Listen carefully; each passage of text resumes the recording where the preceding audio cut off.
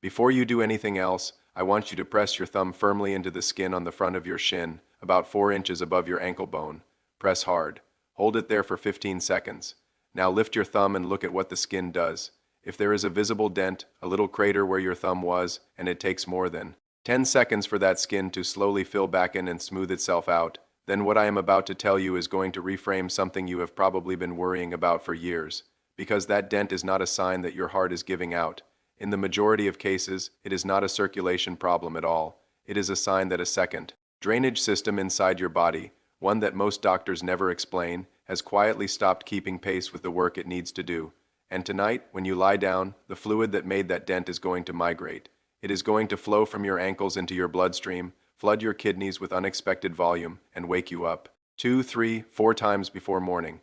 The exhaustion you have been calling insomnia is partly a plumbing problem, and there is a specific sequence. It takes less than 20 minutes that you can do before bed to drain that fluid on your terms, before it drains on its own timeline and costs you your sleep.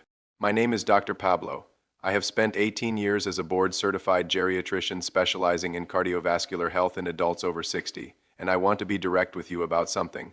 Ankle swelling in this age group is one of the most mismanaged conditions in American medicine, not because physicians do not care, because the explanation that gets handed down, take this water pill, cut your salt, watch your heart, addresses the wrong compartment almost every time. I have watched patients spend years on diuretics that made them dehydrated and exhausted while the swelling barely changed, and the reason those pills failed is not complicated once you understand the physiology. Tonight, I am going to give you that physiology, and I am going to tell you about the one habit, the one that I consider the most consequential of everything I cover today, early enough that you will understand every other piece in context. That habit has to do with the way your body handles fluid between the hours of 9 at night and 6 in the morning, and the consequences of not managing it go beyond your ankles. They reach your heart, your kidneys, your sleep architecture, and your cognitive sharpness the following day. Stay with me. Your body runs 2 completely separate fluid transport systems, and most people only know about one of them. The first is your circulatory system.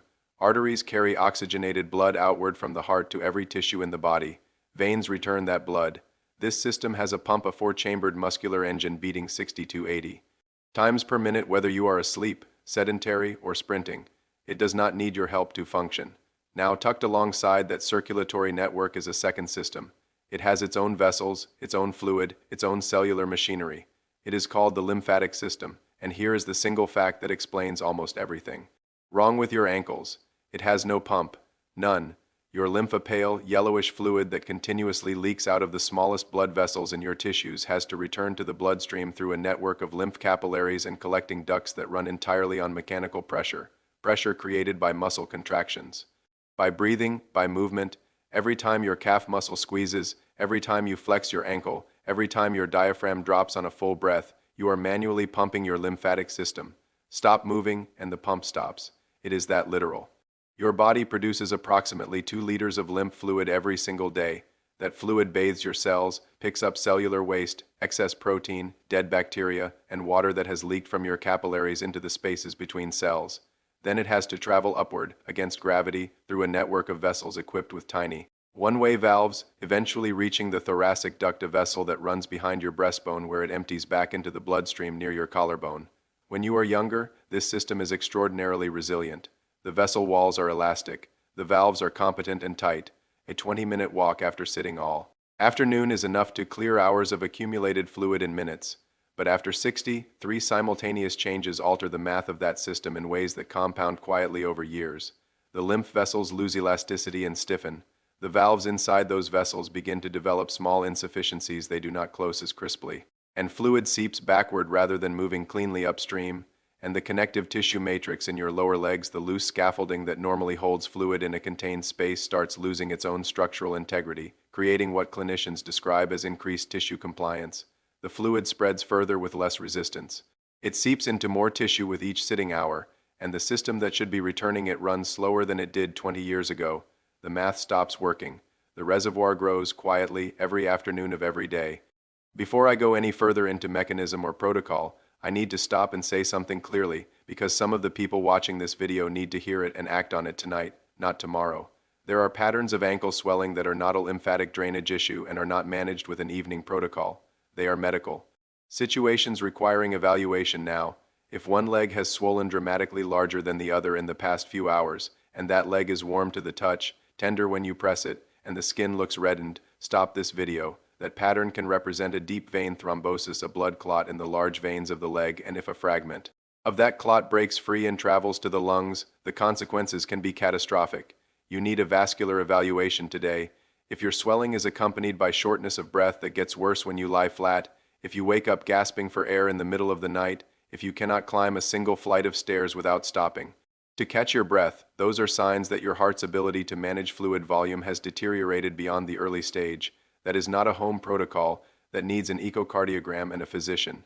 If you have gained 4 or more pounds in a single week, your ankles and legs are swollen, and you have noticed your urine appearing foamy or unusually bubbly, that combination points toward the kidneys losing protein into the urine, a condition called nephrotic syndrome, and it requires blood work this week.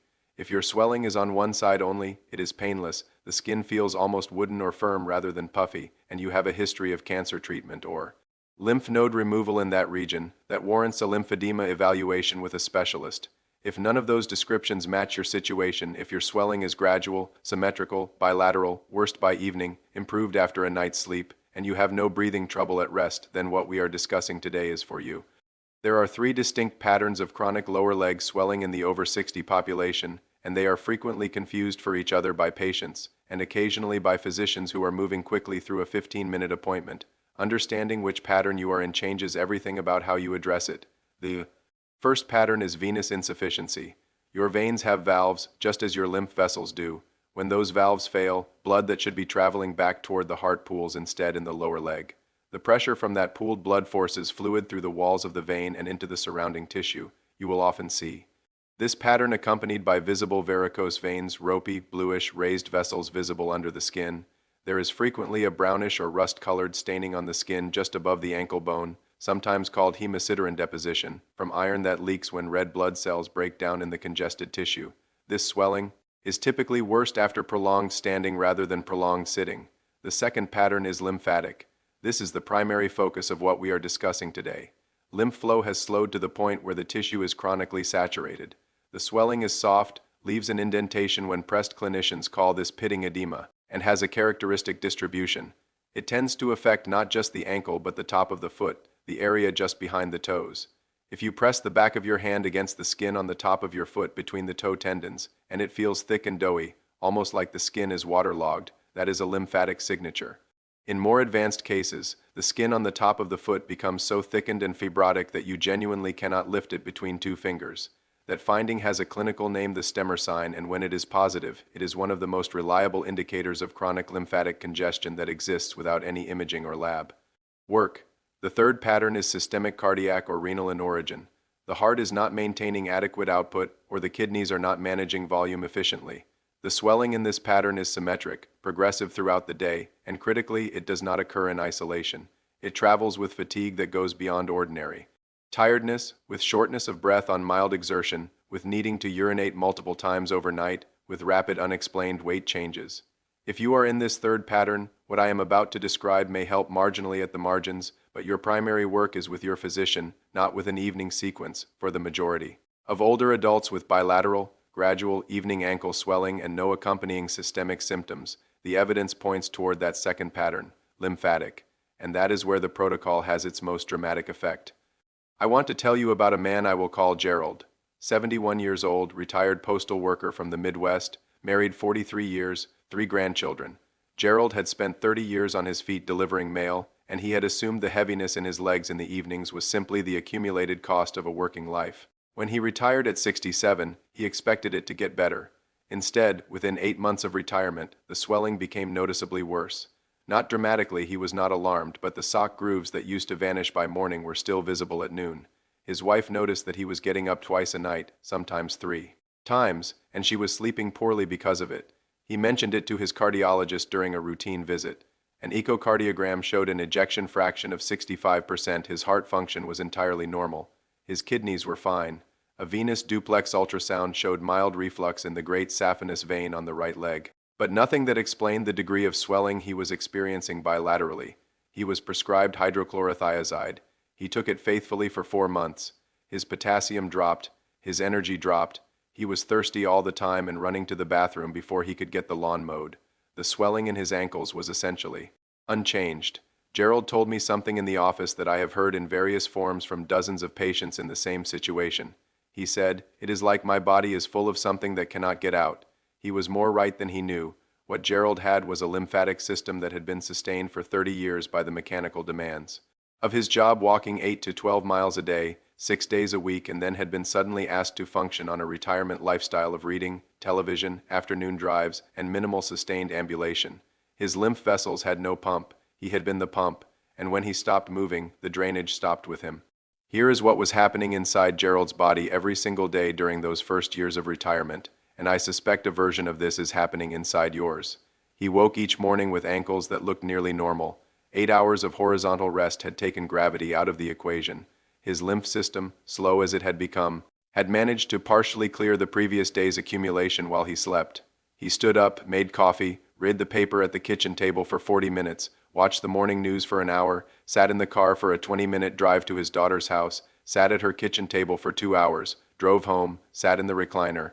By 2 in the afternoon, Gerald had been awake for 7 hours and had taken fewer than 800 steps. His calf muscles, the primary mechanical driver of lymph return from the lower extremity, had barely contracted. Fluid had been quietly leaking from his capillaries into the tissue around his ankles at a rate his drainage system could no longer match. By 5 o'clock, the sock grooves appeared. By 8 o'clock, his ankles were visibly thickened and the rings on his right hand were pressing into his finger. By 10 o'clock, Gerald lay down. And now the most consequential part of the cycle began. The moment he went horizontal, the fluid that had spent all day pooling in the dependent tissues of his lower legs, potentially 800 to 1,000 milliliters of it, began to be reabsorbed into his bloodstream. His venous pressure dropped as gravity was removed. His capillaries began taking the tissue fluid back. His circulating blood volume climbed. His kidneys registered the extra volume and began producing urine aggressively. At 1:30 in the morning, Gerald woke up. At 3:45, he woke again. At 5:15, once more. By 6 o'clock, he was exhausted before the day had begun, and his ankles were already building their reservoir again. This cycle, this nightly redistribution of fluid from periphery to bloodstream, is not benign beyond the lost sleep. The cardiac demand created by that overnight volume surge in an aging heart is real. The kidney stress from processing that concentrated overnight urine load is real. The sleep fragmentation, its effects on blood pressure, cortisol, cognitive function, immune regulation is well documented.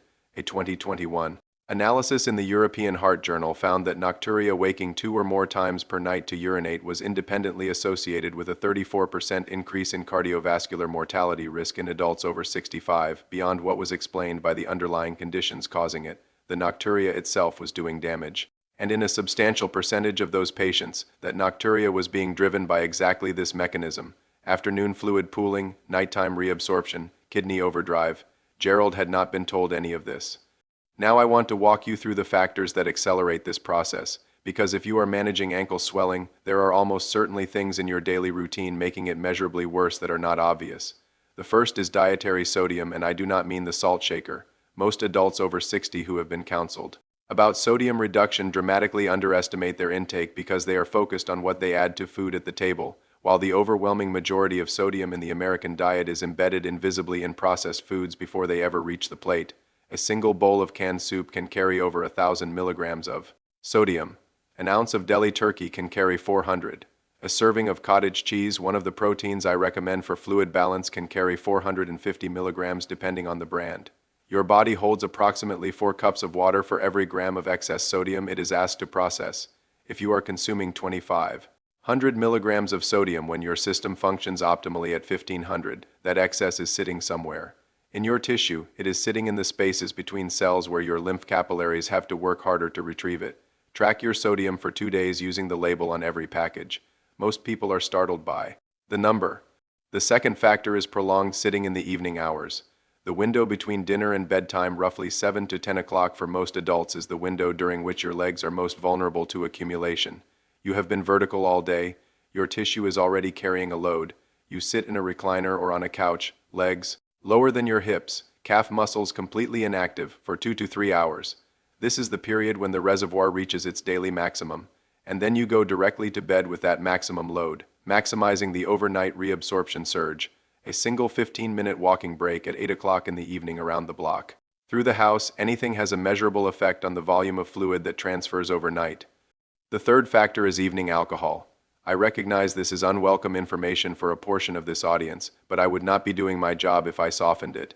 A single glass of wine or a single beer in the evening affects ankle swelling through three simultaneous mechanisms. Alcohol dilates peripheral capillaries, increasing the rate at which fluid leaks from vessels into tissue. Alcohol suppresses vasopressin, the hormone your brain uses to signal your kidneys to reduce urine production overnight, which means your kidneys stay active at night rather than quieting. And alcohol is mildly inflammatory systemically, which increases capillary permeability.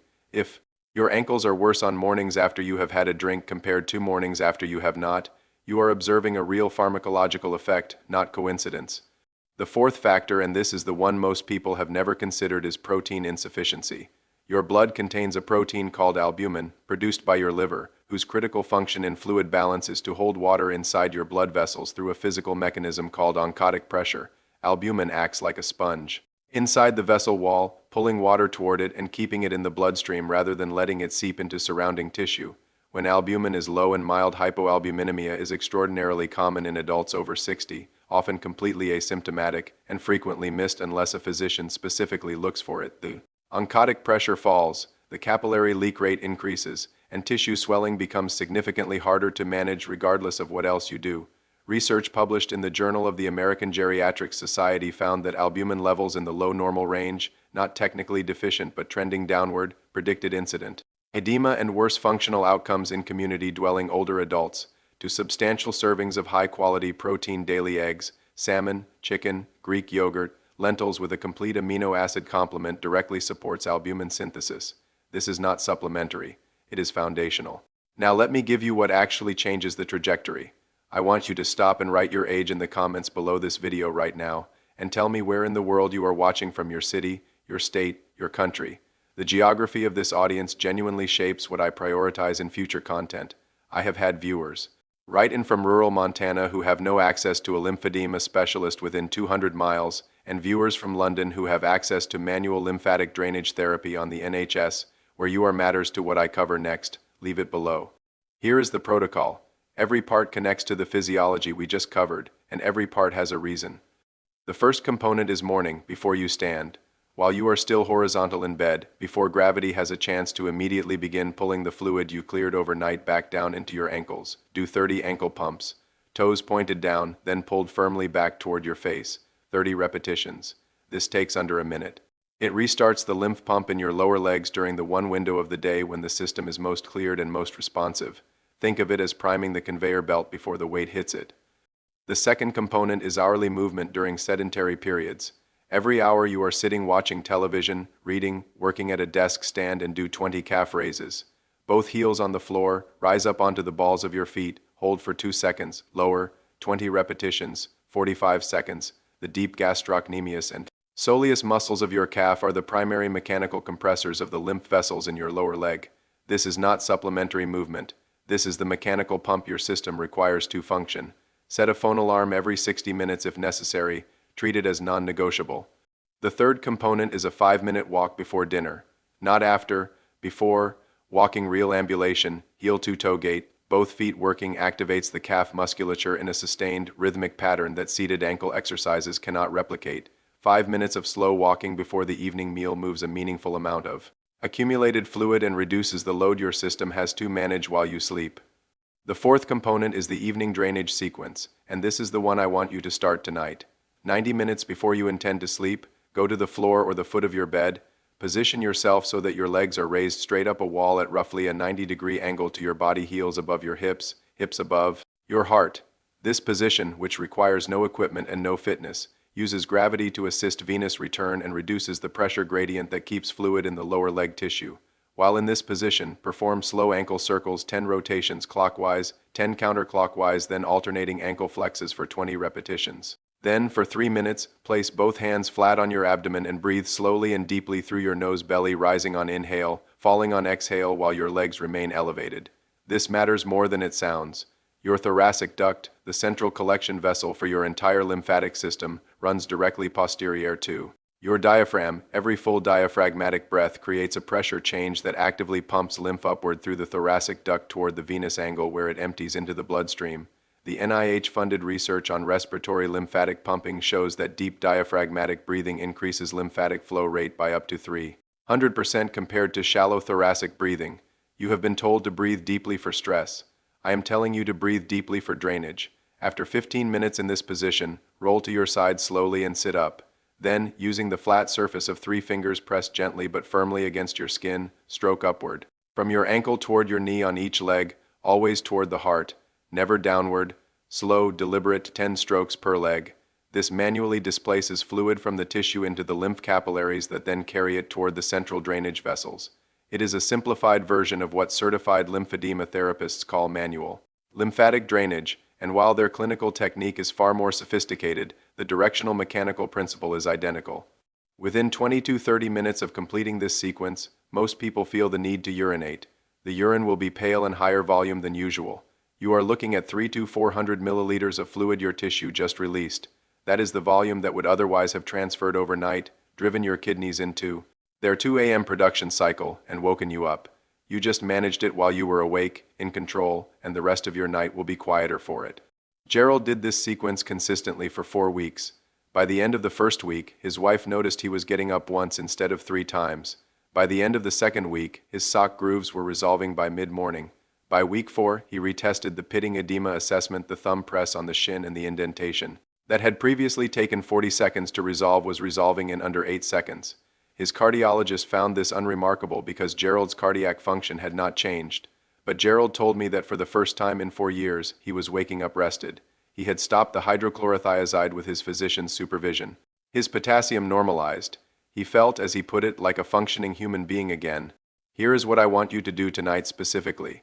Do the thumb press on your shin right now and note what grade of pitting you have. Write down the number of seconds it takes for the skin to smooth. That is your baseline. Tonight, 90 minutes before bed, legs up the wall for 15 minutes with deep breathing and the ankle movements. 10 upward strokes on each leg when you stand. Tomorrow morning, 30 ankle pumps before your feet touch the floor. Set an hourly alarm tomorrow for 20 calf raises. Check your sodium on 2 food labels tomorrow that you have never checked before. Do this for 14 days and retest the shin press. The change is not subtle when the protocol is applied consistently. Patients describe it as the first time they have understood what was happening in their own body. I want to close with something I mean without any reservation. Adults over 60 in this country are among the most motivated, most disciplined, most willing to do the work patients I have ever encountered clinically. What they are frequently missing is not willpower. It is an accurate explanation. You were handed a water pill and told to cut salt, and nobody sat across from you and drew the 2-system diagram and explained that one of those systems has no pump and that you are the pump. Now you know, your ankles are not failing you. They are responding logically to a drainage system that stopped receiving the mechanical signals it requires. Give it 20 minutes. A day distributed throughout the day in small pieces and the system responds. It was built to respond. It just needs you to move. If this explanation finally gave you what the appointment didn't, share this video with someone whose ankles swell by evening.